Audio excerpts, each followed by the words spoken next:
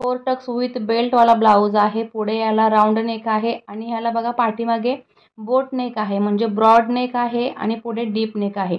बऱ्याच ताईंचा कमेंट असतो किंवा डाऊट असतो की पुढे जर डीप नेक असेल आणि बोट नेक असेल तर शोल्डर उतरतं का? तर नाही उतरत, कारण बघा याला पाठीमागे डबल नेक दिलेला आहे आणि याच डिझायनर साडी आहे तर याला सुद्धा पफ स्लीव्ज केलेले आहेत आणि याची मोठी जी बॉर्डर होती ती पुढे दिलेली आहे। सुंदर लुक आलेला आहे, बारीक बारीक प्लेट्स दिलेले आहेत ज्यामुळे अजून ह्याचा लुक सुंदर येणार आहे।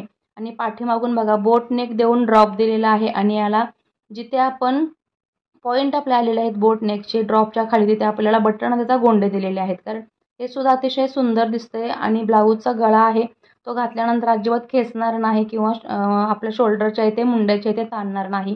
तर अतिशय सुंदर हा सुद्धा ब्लाऊज झालेला आहे आणि ह्याला मॅचिंग म्हणून गोल्डन डोरी आणि गोल्डन लेस दिलेली आहे जी की बॉर्डरला परफेक्ट मॅच